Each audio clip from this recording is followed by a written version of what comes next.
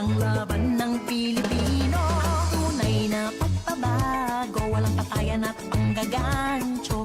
Maayos na sitwasyon, maunlad ng nasyon. Inuuna ang bansa, hindi China o ganansya. Nakapwesto sa gobyerno, dapat hindi dorobo. Laban Laila, Laila de Lima. Ating ibalik ang hustisya at pag-asa. Laban Laila, Laila de Lima. Ating ipanalo ang laban ng Pilipino. Kung nais natin ang liwanag ng bukas, tayo na't lumaban, ibalik ang hustisya. Kung nais nating sumulong ang bansa, tumindig, kumilos, lumahok at magpasya. Laban Laila, Laila de Lima. Ating ibalik ang hustisya at pag-asa. Laban Laila, Laila de Lima. Ating ipanalo ang laban ng Pilipino. Laban Laila, Laila de Lima. Ating ibalik ang hustisya at pag-asa. Laban Laila, Laila de Lima. Ating ipanalo ang laban ng Pilipino. Tunay na pagbabago, walang patayan at panggagancho. Maayos na sitwasyon, maunlad ng nasyon. Inuuna ang bansa, hindi China o ganansya. Nakapwesto sa gobyerno, dapat hindi dorobo. Laban Laila, Laila de Lima. Ating ibalik ang hustisya at pag-asa. Laban Laila, Laila de Lima. Ating ipanalo ang laban ng Pilipino. Kung nais natin ang liwanag ng bukas, tayo na't lumaban, ibalik ang hustisya. Kung nais nating sumulong ang bansa, tumindig, kumilos, lumahok at magpasya. Laban Laila, Laila de Lima. Ating ibalik.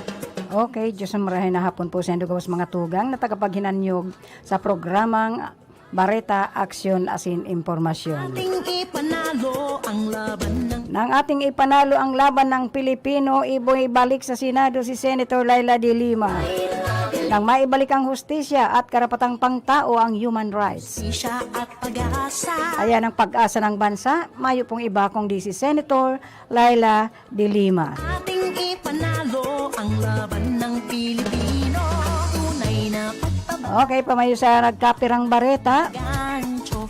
Naga City daw ikinababahala ang patuloy na pagtaas ng bilang ng mga PWD sa lungsod ng Naga. Pwesto sa gobyerno, dapat hindi dorobo. Laban Laila. Robredo admin lilikha ng climate resilient infrastructure sa disaster-prone areas. Paggamit ng mga plastic bag, mahigpit na ipinagbabawal sa ilang bayan sa Camarines Sur ngayong summer. Bayan ng Pasakaw, isa sa pagpanagpapatupad nito. Lumaban, ibalik Arrest of wanted person sa Naga City. ating sumulong ang bansa. DOH binabantayan banta ng mas nakakahawang Omicron XE sa Thailand. Buwis ng Pinoy masasayang sa 27 milyong COVID-19 bakuna sa na mai-expire. Grupo ininilaglag si Isko, lumipat kay Robredo. Aktibong kaso ng COVID-19 sa Bicol, nasa 622 na lamang. Ating ibalik ang hustisya at pag-asa. Laban Laila, Laila de Lima. Ating ipanalo ang laban ng Detalye kan mga bareta, Naga City daw ikinababahala ang patuloy na pagtaas ng bilang ng mga PWD sa lungsod ng Naga City. Inuuna Ikinababahalan Naga City Persons with Disability Affairs Office, OPDAW, Naga ang patuloy na pagtaas ng bilang ng mga persons with disability o PWD sa lungsod. Bakit kaya? Naging panayam ng Brigada News FM Naga kay PJ Barosa, Head of the Naga City PDAW. Hangarin sana nilang mabawasan ang bilang ng mga may sakit o PWD sa lungsod, kaya lamang dahil sa pandemya, patuloy ang pagtaas ng bilang ng mga magkakasakit o nagiging PWD, lalo na ang ilan. Ang sobrang paggamit ng cellphone ang nagiging sanhi ng pagkabulag, ang iba lumipat ng tirahan sa lungsod at ang ilan namang nagpaparehistro sa kanila ay noon pa man PWD na, ngayon lang tinanggap na sila ay may kakulangan. Aksidente naman ang dahilan ng iba, kaya naman bilang paraan na rin ng naturang opisina, bukas sila sa lahat ng PWD na nangangailangan ng tulong at nagpapatuloy rin ang isinasagawa nilang free eye check-up para sa mga PWD at mga senior citizen. Mababatid na umabot na sa 5,800 na ang mga PWD sa lungsod noong kapapasok pa lamang ng taong 2022. Kaya hindi rin malabo sa pagtaas ng pataas ang bilang ng mga PWD sa lungsod. Inuuna ang bansa, hindi China o ganansya, nakapwesto sa Robredo, admin, lilikha ng climate resilient infrastructure sa disaster-prone areas. Nangako si Vice President Leni Robredo na lilikha ng matibay at typhoon resilient na mga pampublikong infrastruktura, partikular na ng mga evacuation centers na kailangan ng bansa na hinahagupit ng 200 bagyo kada taon. Inihayag ito ni Robredo nang lumagda sa isang kasunduan kasama ang mga community leaders sa Burungan sa Eastern Samar na gaya ng kanyang hometown sa Bicol ay regular ding dinaraanan ng mga bagyo. Sinabi ni Robredo na ang mga lugar na matatagpuan sa regular na daanan ng bagyo ay dapat na magkaroon ng permanenteng solusyon dito. Dagdagan pa niya, hindi lamang mga government buildings ang dapat na magabatibay upang hindi mapabagsak ng mga bagyo, kundi maging ang mga paaralan at mga tahanan din. Nais din niya ng magkaroon ng matitibay at climate change resistant na evacuation centers. Sinabi naman ni dating Congressman Teddy Bagilat na tumatakbo sa pagkasenador na si Robredo lamang ang tanging kandidato na may malinaw na pangunawa kung paano isasagawa ang disaster resilience, response at mitigation. Hindi China o ganansya, nakapwesto sa gobyerno, dapat paggamit ng plastic bags, mahigpit na ipinagbabawal sa ilang bayan sa Camarines Sur ngayong summer. Bayan ng Pasakaw, isa sa nagpapatupad nito. Muling nagpaalala si Pasakaw Tourism Officer Gladys Tipan sa mga excursionista sa kanilang bayan na bawal ang paggagamit ng mga plastic bags sa kanilang bayan, lalo na kung dadalhin ito sa mga beach resort. Layunin ng pagbabawal na ito ay mabawasan ang mga basurang posibleng ikalat sa karagatan. Sisitahin niya ang sinumang makikitang gumagamit ng plastic bags, sabi pa nito. Sa kanyang panayam sa Brigada News FM Naga, sinabi ni Tipan na isa ito sa paraan ng lokal na pamahalaan para matiyak na patuloy na maging malinis ang mga beach resorts nila na dinarayo tuwing sumasapit ng ganitong panahon ng tag-init o summer. Ang ganitong sistema ang alam na ng mga beach owners, pati na rin ng kanilang mga personahe na siyang sisita sa sino mang makitaan na may dalang mga plastic bags. Partikular na babantayan yung mga nag-overnight na mas marami ngayon dahil sa sobrang init ng panahon. Samantala, may entrance fee naman silang hinihingi sa bawat individual na mag-swimming. Ayun.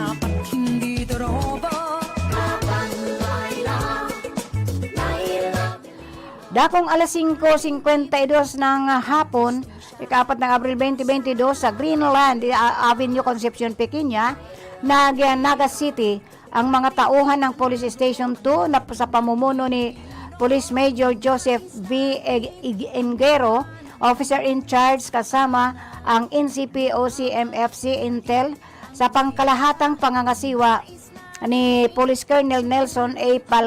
Pacalso, Acting City Director, ay nagsilbi sa akusado na si Joel Barrios E. Ojeda, 51 ng taong gulang, may asawa, self-employed, residente ng Greenland Avenue, Concepcion, Pequeña, Naga City, sa bisa ng warrant of arrest para sa violation of malversation of public funds or property sa ilalim ng criminal case number 134159 na inisyo ni Honorable Margaret Nacional Armea, Presiding Judge Branch 2, 5th Judicial Region, Naga City, na may petsang Abril 1, 2022 at may piyansang 36,000 piso. Laban ng Pilipino, tunay na pagbabago, walang patayan at panggagancho, maayos na sitwasyon, maulad na nasyon, inuuna ang bansa, hindi China. DOH binabantayan banta ng mas nakakahawang Omicron XE sa Thailand.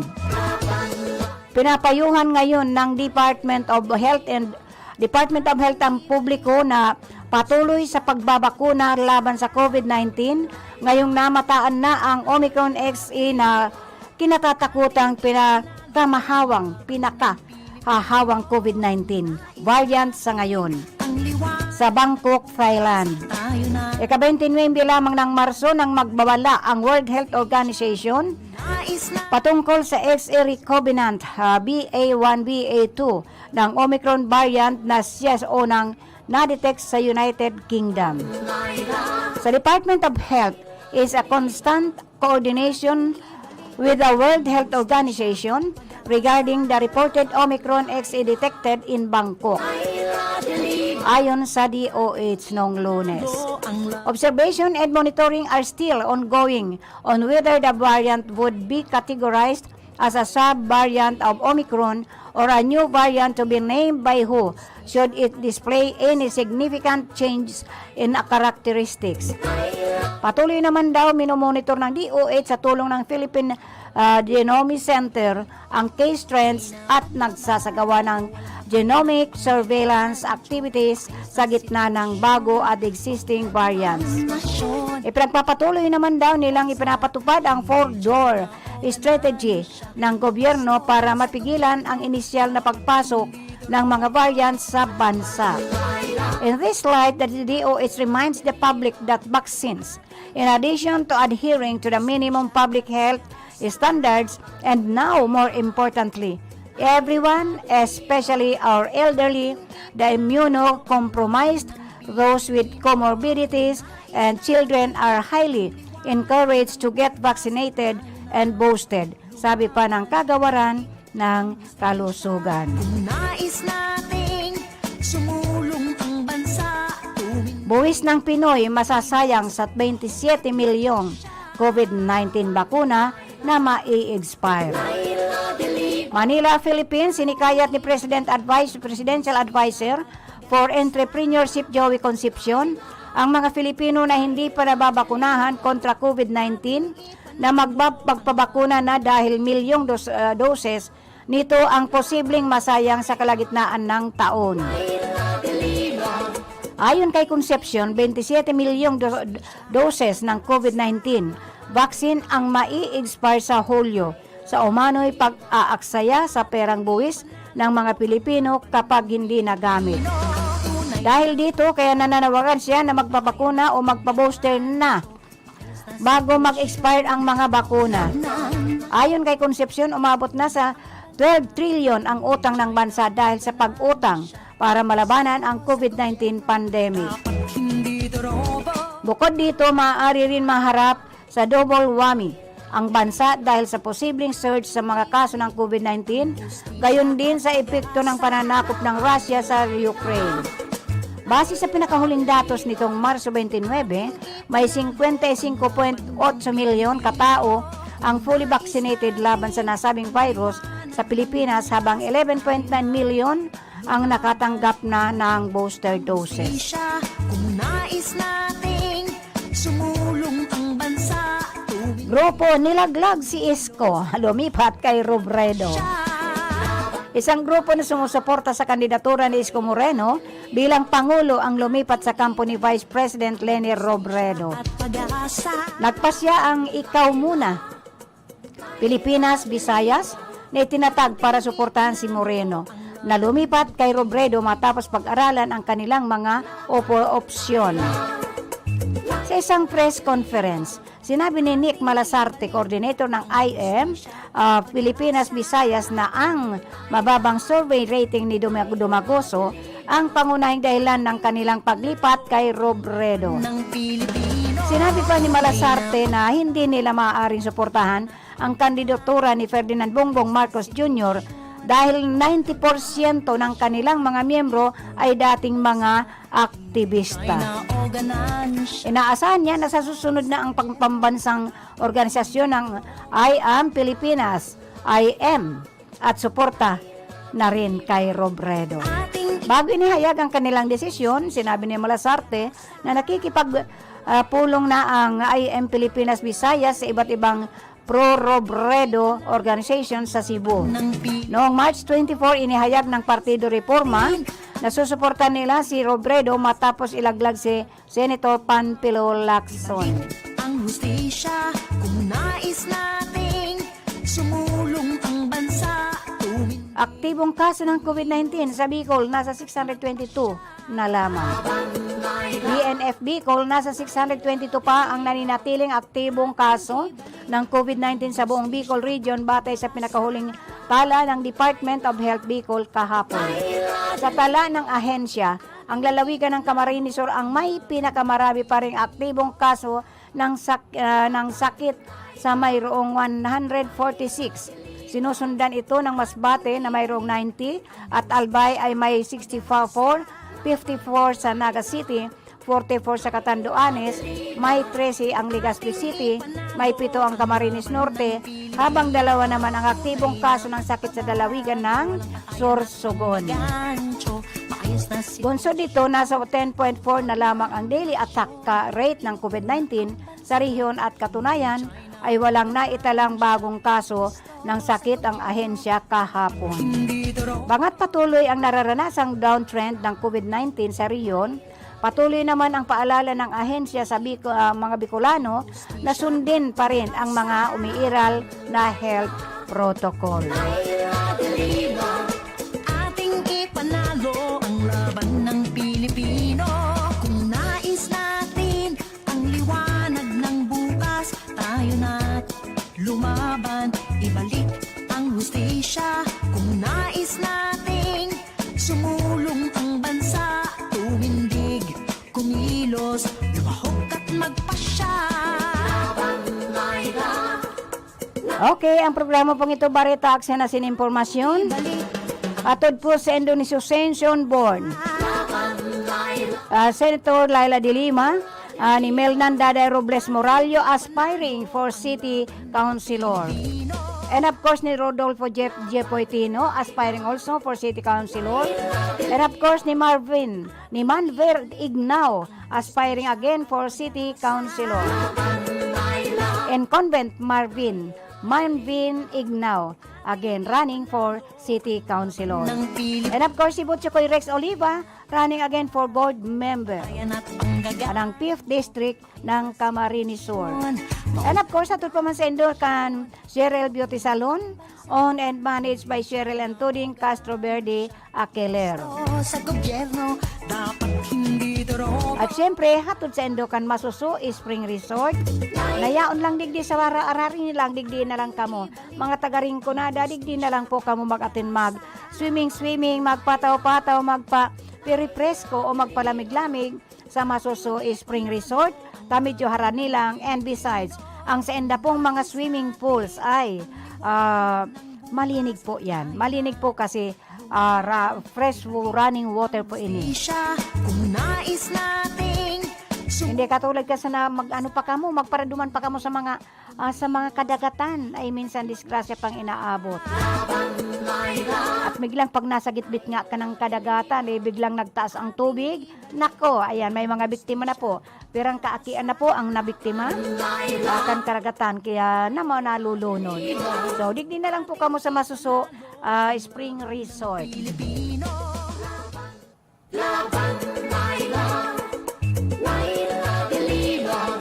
Ating ibalik. Okay, Laila de Lima, pagirumdum muna kita.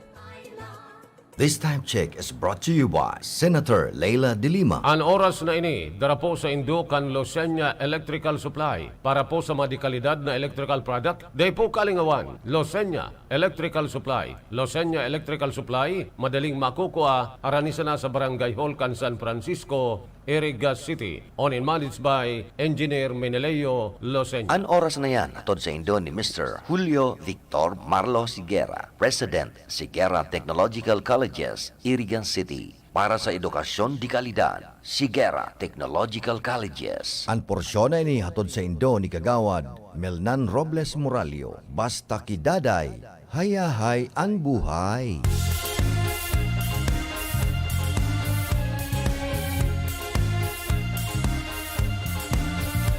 Karapatan ng mga patay, aking ipaglalaban. Mga kababaihan, ang poprotektahan. Boses ng kabataan, aking pagkikinggan. Ating kalusugan, ang ingatan. Paglilingkuran ng mga irigen, magsisilbing magandang ihemplo. Lagi kayong una sa puso ko, dahil kay Tatay, hayay ang buhay.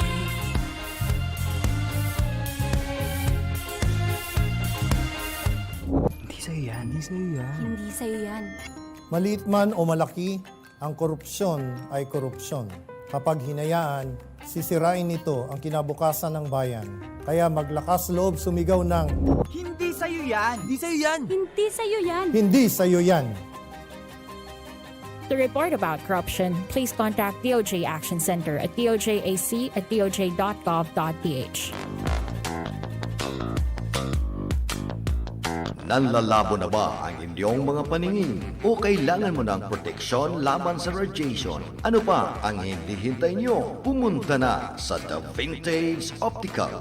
Ang optical para sa lahat. Visit us at the ground floor, Gaisano Capital, Barangay San Roque, Irigan City. We offer free computerized eye examination. Free frame. Lente lang ang babayaran. Starts at 999 complete eyeglasses with anti-radiation lens. The Vintage Optical, the widest selection of optical signature frames and sunglasses. The Vintage Optical, ang optical para sa lahat.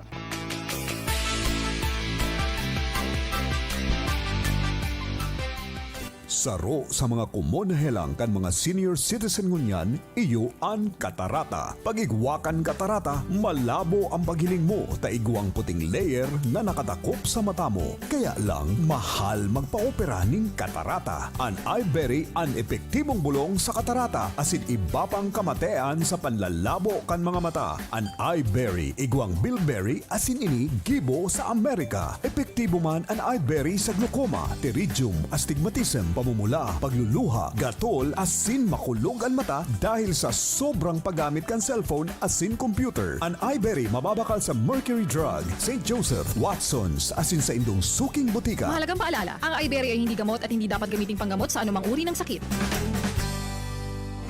Aram daw nindo kung taano importante ang kidney sa satuyang lawas. Ini ang nagsasara kan mga ati asin toxins sa satuyang dugo. Kung maraot ang satuyang kidney asin dai magfunksyonin tama, posible magkahelang kita asin magkaigwanin manlain-lain na kailangan. Arog kan panluluya, kulang sa turog, difisil na pag-ihi, gatok na kasukasuan, pagkaribong asin difisil na paghangos. Tanganing makalikay sa helang sa kidney, ang solusyon dyan, iyo an Kidney Care. Ang Kidney Care, produktong gibo pa sa Amerika. Asin may sangkap na vitamins asin minerals na nagpapakusog kan sa tuyang kidney. Ang Kidney Care, katabang man sa padagos na sirkulasyon asin paglinig kan toxin sa lawas ta. Hulita mahal na marhay ang magpa-dialysis asin magpa-opera sa kidney stones, kaya likayan ang kidney stones, UTI, dialysis asin kidney failure. That's why you really care. Always take care of your kidney with Kidney Care. Ang Kidney Care mababakal sa Mercury Drug,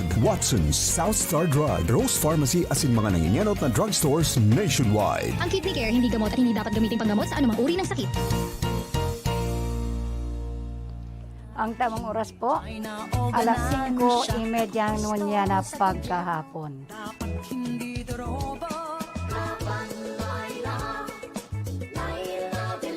Binabati ko man po. Si Isabel Joelmina Gaspe, naghihinan niyo po siya ngunya. Hello Isabel and Raquel de Lima Gaspe. Thank you for watching the program. Laban ng Pilipinas. And of course, kay Marites Tolentino. Kay Jmar na abala siguro kung ano man pinagigibo niya. Tayo na't lumaban, ibalik ang hustisya. Kung nais nating sumulong ang bansa, tumindig, kumilos, lumahok at magpasya. Pag-ulayan pa daw ining pinagpapara, ining sinasabi sa Naga City na pataas na bilang ng mga PWD. Pag-asa, Siyempre kasi kaitong nag-pandemic. Siyempre itong dahil mga nakaruluwas, lalo na ining si mga elderly. Talagang difícil talaga ang naging sitwasyon sa ining lalo na po ining mga elderly ta. Just imagine dahil pinaluwas sa pandemic nga ni naka-lockdown o naka kung ano-ano pa. So mayroon mga di na nakagalaw-galaw. So dating gawa nilang nagsisimba, dating gawa nilang namamalingki pa. Ayan natingga lahat ng yung mga karapatan ba nila bilang isang senior citizen. hindi China o ganansya. So talagang kadakol kan inatake, kadakol kan nagbigti ng mga hubines. Iba talaga pag ining PWD, aram na nyato na people with disability. Ngunya nawan natanggalan pa sila kan sa indang mga karapatan. So, hangarin sana nilang mabawasan ang bilang ng mga may sakit o PWD sa lungsod ng Naga. Dahil sa pandemya patuloy yung pagtaas ng bilang ng mga nagkakasakit o nagiging PWD, lalo na yung ilan sa mga sobrang paggamit ng isa pa ito. Ayan, Joelmina Isabel, makinig ka. Ang sobrang paggamit ng cellphone ang nagiging sanhi ng pagkabulag. Ayan, mga kabataan. Ako nga ni, narisa ko man ini. Pag ako na sobra-sobrang mga pigsisimbag ko kaya sa mga mensahe, ito mga messages sa aking cellphone, talagang namamatian ko po ini.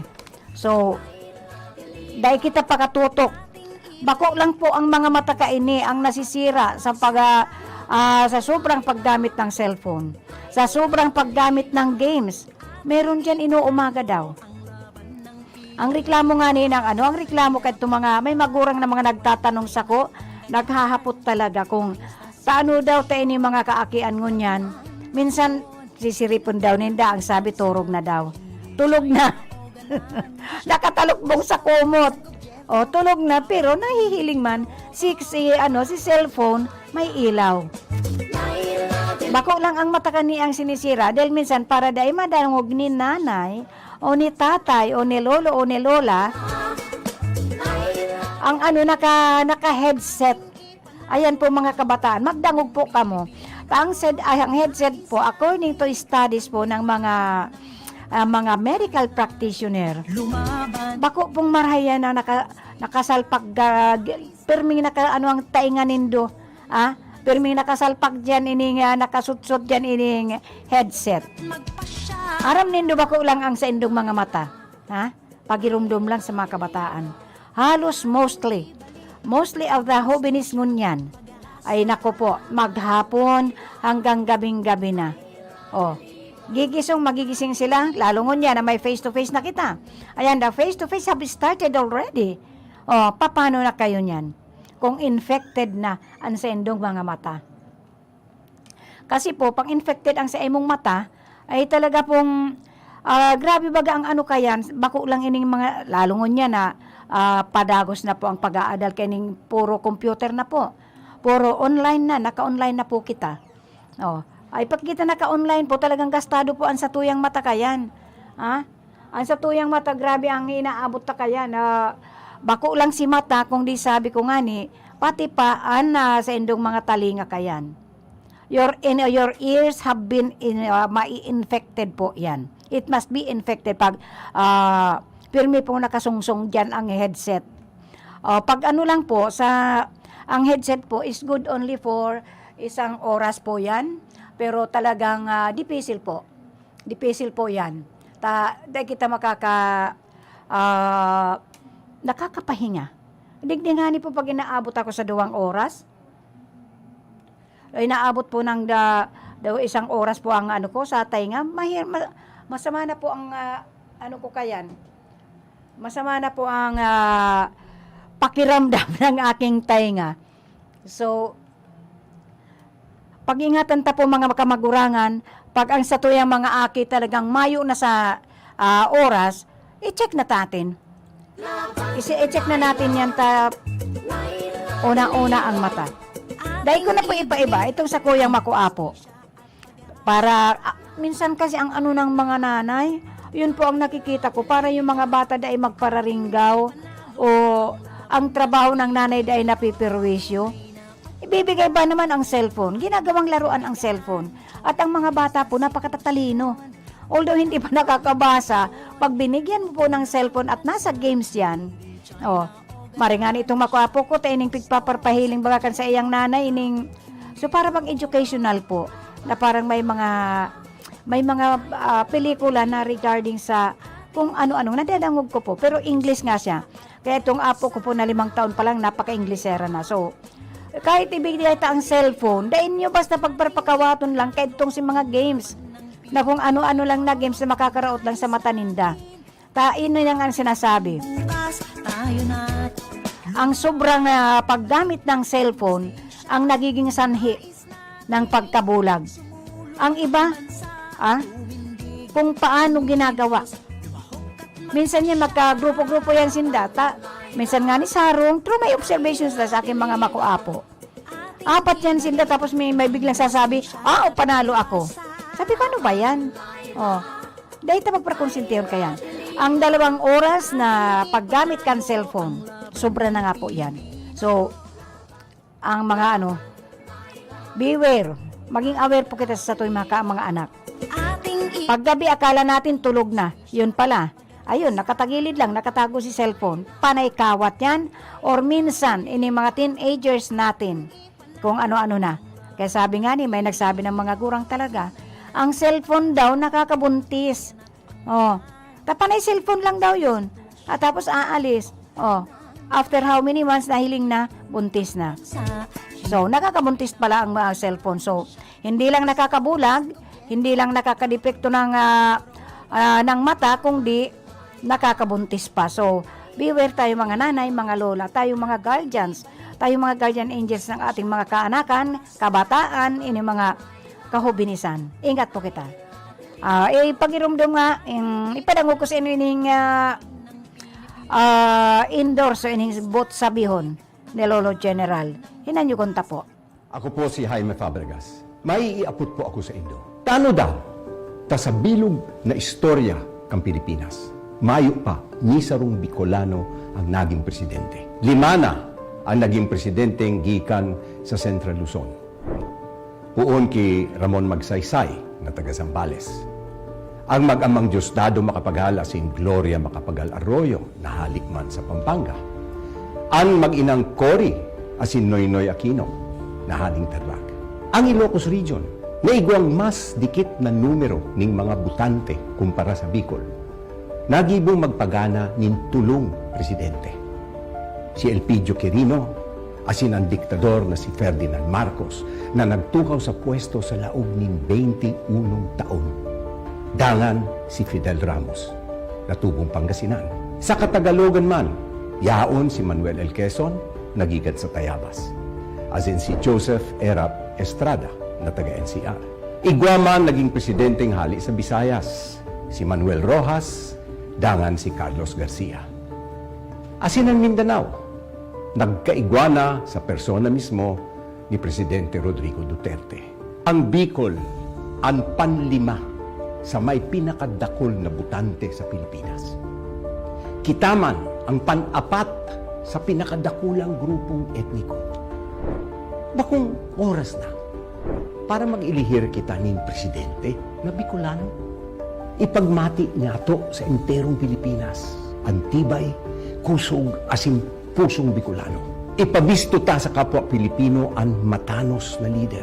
Asing ipahiling ta sa enterong kinakban ang kakayahan asin sarid kan sa tuyang lahi. Naku, manguragon kita. Saka ang kandidato ta, ang pinakakwalipikado sa gabos ka mga nagdadalagan mo niyan. Ang pakiulay ni Lolo General sa ito gabos na mag-agda pa kita ninda imababa sa 5 pang botante na makisumaro sa satuyang katuyuan.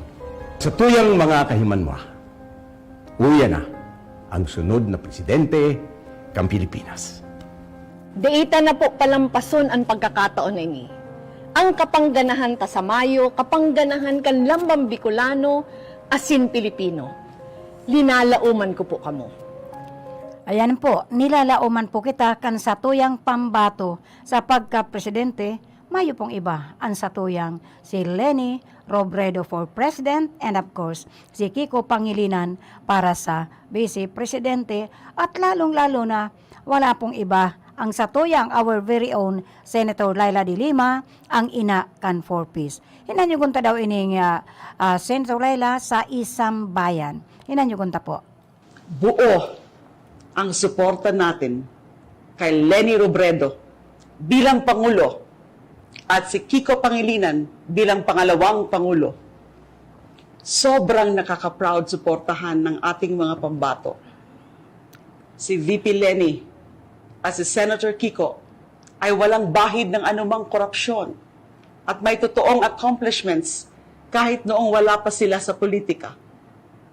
Mahusay ang track record sa paninilbihan sa bayan. Malalim ang pagpapahalaga sa karapatang pantao, sa sistema ng hustisya, sa saligang batas, at laging inuuna ang kapakanan ng bansa sa halip na dayuhang interes. Hindi tayo bubulagin sa mga pangako at idadaan sa drama sa panahon ng sakuna at krisis. Hindi mangangako na magiging Singapore tayo o bibigyan tayo ng ginto at mga hibang na ilusyon at pantasya. Hindi natin kailangan ng mga bolero at manggaganso sa Malacanang at Senado. Ang kailangan natin ay leader na kapag binigyan ng mandato ay hindi mang-aabuso, hindi nanakawan ng taong bayan, magtatrabaho para sa ekonomiya at panlipunang serbisyo at palalakasin ang grassroots at civil society. Higit sa lahat, pasisiglahin muli ang demokrasya sa bansa. Titiyakin namin na ang Senado ay magiging bulwagan para sa mga panukalang batas at resolusyon na magpapalakas sa mga sektor sa bansa at poprotekta sa interes ng taong bayan. Ako naman po, si Laila de Lima, kasama ninyong dumadama, dumadamay, lumalaban. Laban lang. Ayan po, kasama natin si Senator Laila de Lima na siya ang unang-unang lalaban. Lalaban at lalaban pa, kaya samahan natin po siya. Ipaglaban natin ang satuyang pambato sa pagka-presidente, Leni Robredo, and of course, Kiko Pangilinan sa Vice President, and of course, si Senator Laila de Lima para maibalik ang hustisya at human rights sa ating bansa na ating pag-asa. Laila de Lima, ating ipanalo ang laban ng Pilipino.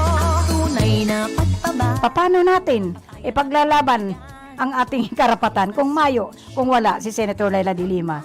The only woman with balls. Yun po, si Senator Laila de Lima na kahit bawisang babae, lumalaban kahit sino pa siya, basta nasa karapatan siya, nasa nasa katwiran siya, talagang lalaban at lalaban. Yan po, si Senator Laila de Lima. Laban, Laila, Laila de Lima. Ating ipanalo ang laban ng Pilipino. Kung nais natin ang liwanag ng bukas, tayo na't lumaban, ibalik ang hustisya. Kung nais nating sumulong ang bansa, tumindig, kumilos, lumahok at magpasya. Laban, Laila, Laila de Lima. Okay, suportahan taman po si Senator Laila de Lima and of course si Melnanda de Robles Morallo aspiring for City Councilor and of course si Rodolfo J. Poitino aspiring also as City Councilor. And of course, si Manver Ignao na gusto pa pong magpadagos sa pagserbisyo bilang konsehal ng ating syudad, Can Iriga. Manver Ignao po, Dada Robles Morallo, Jepoy Tino, and of course si Botchokoy Rex Oliva na gusto magbalik sa pagka-board member ng District 5 and Camarines Sur. Sa sitwasyon, maulad na. And I would like also to say hello to Engineer Steven Edith Andalis. And of course, kay Joe Sal Fortuno. Hello, kumusta po kayo? And of course, ang sandang si Junior Sal Fortuno ay gusto man na aspiring for Provincial Vice Governor. Sal Fortuno Jr. Pag-asa, laban, Laila, Laila de Lima. Ating ipanalo ang Sa mga naghahapot po kung ano man daw ang naginibo na ni Senator Laila de Lima.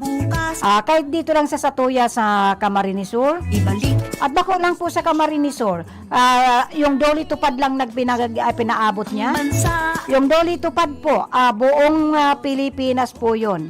Hindi lang po yun dito sa Rinconada, hindi lang po sa Bicol, kundi buong probinsya po ng Pilipinas po. Yung Doli Tupad na ginibo po ni Senator Laila de Lima para pa po doon sa mga displaced na mga trabahador natin.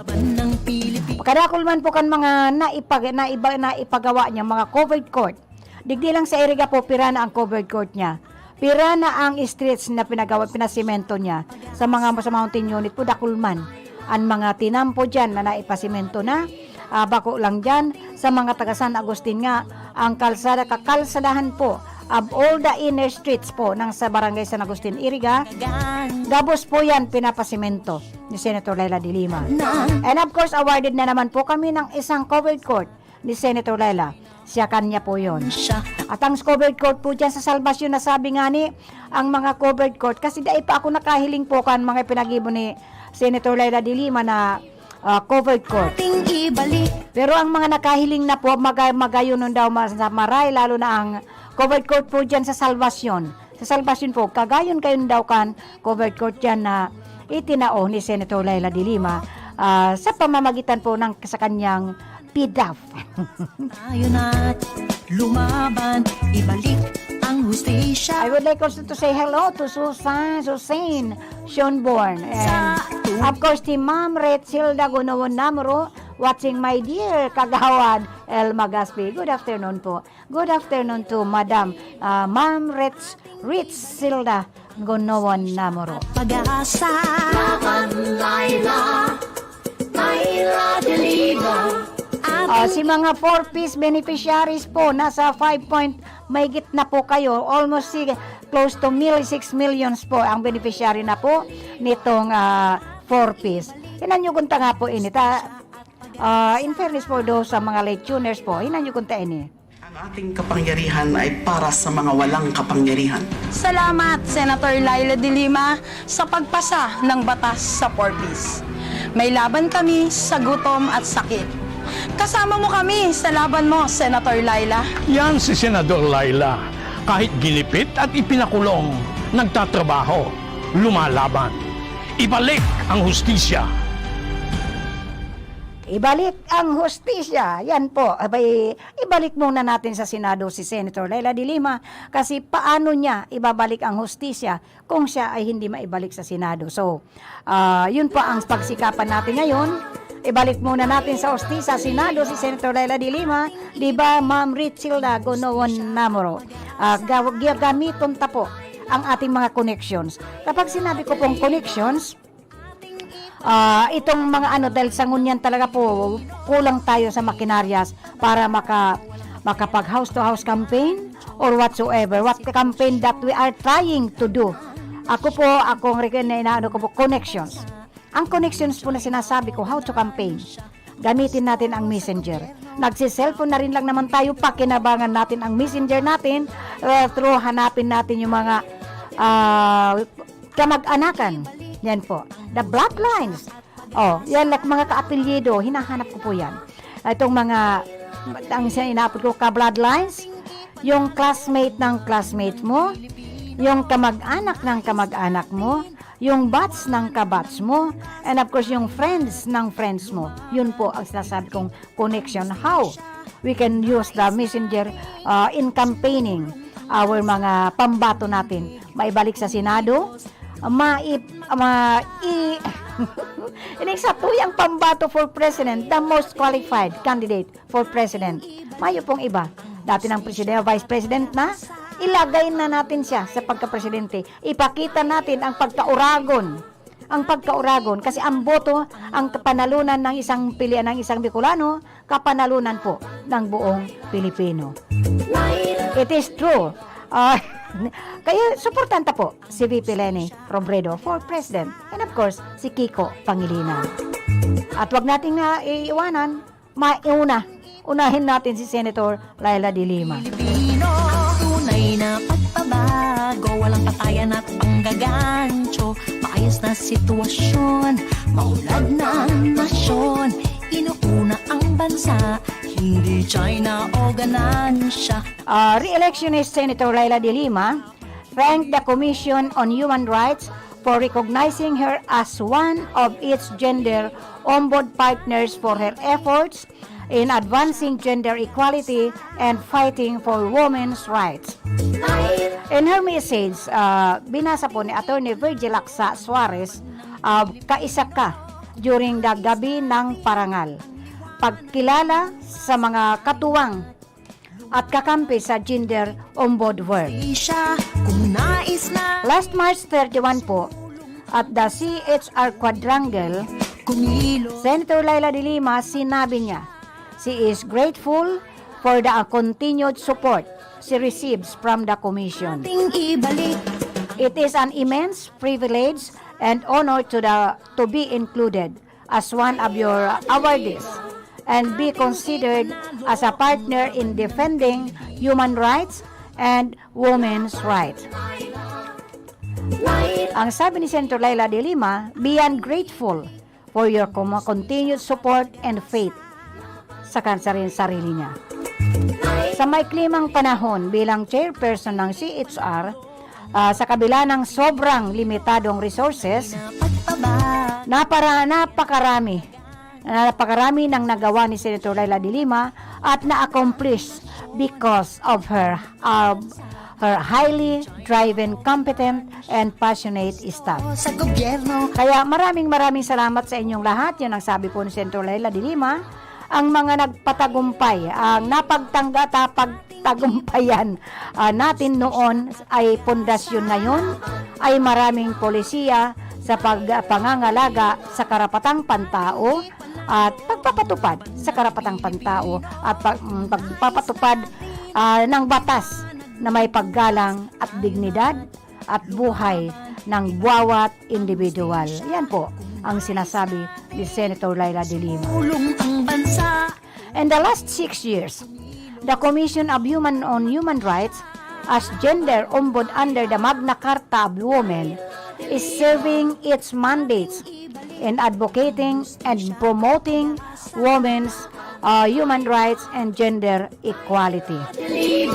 The Commission has been providing legal and other forms of protection, servicing in cases of discrimination and violence against women, girls and LGBTQIA, and monitoring the state's compliance with its treaty organizations on protecting women's rights and in advancing gender equality. Tunay na pagtaba. While women have come a long way in fighting for inclusivity and gender equality, Senator Laila de Lima, sinabi niya that more work needs to be done, considering that more women, including herself, continue to be attacked, abused, and vilified.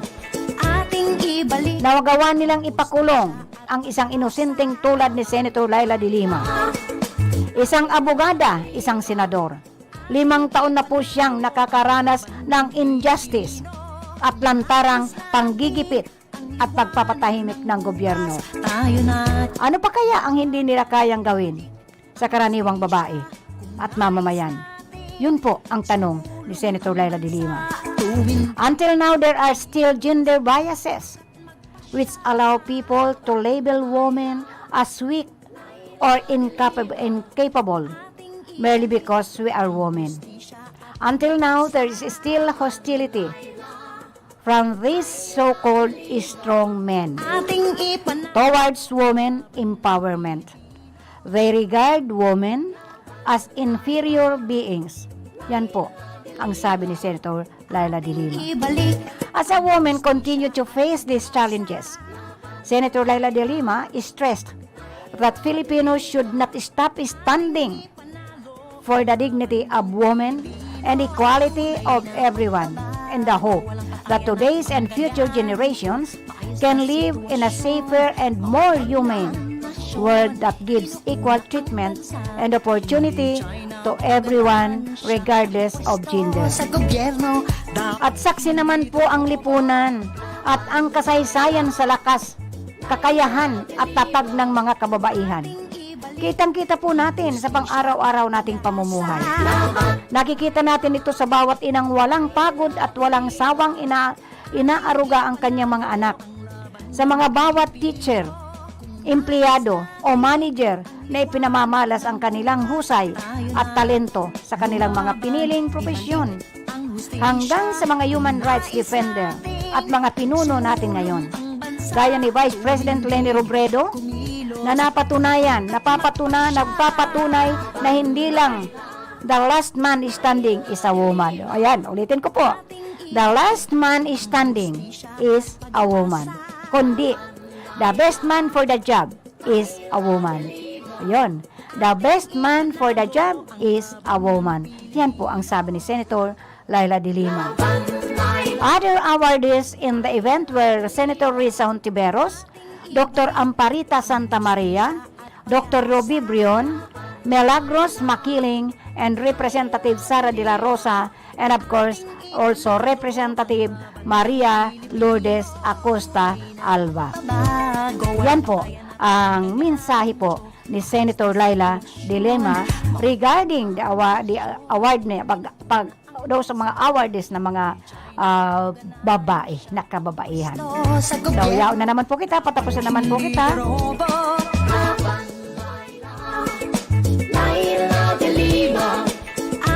Ayan po, may mensahe po dito. Good PM po, ate.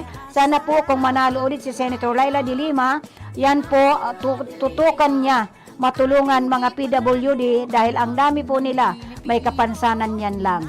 Ayan po, thank you po sa last 4 digits, 6226. Ayan po, ipaparating ko po yan once na nagkausap po kami ni Senator Laila de Lima and once na siya po ay mapakawalan. Kaya po, para matulungan po tayong mga nasa laylayan, makagawa po siya ng batas na although nakakulong siya, patuloy po ang paggawa niya ng batas, patuloy ang pagtulong niya sa mga nangangailangan ng tulong. Ibalik natin siya sa Senado, tanganing maibalik ang human rights and of course ang hustisya ng ating bansa, ang pag-asa ng ating bansa, ng buong sanlibutan Pilipino. Sa tuya pong mga nakaibanan sa technical side, andyan po si Sir James Toriano Oco, nasa information man po si Jimmy Guanzon, andyan pa man po ang aming si Chief Engineer Abelindon Toralio, and of course siya on po duman sa transmitter si Sir Chabe na obra kaibanan doon si Aldrin Orlando.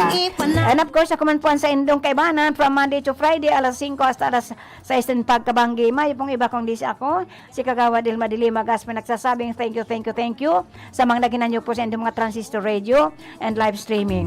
Maraming salamat po sa inyo, Gabos. Good evening and keep safe always. God bless us. Dapat hindi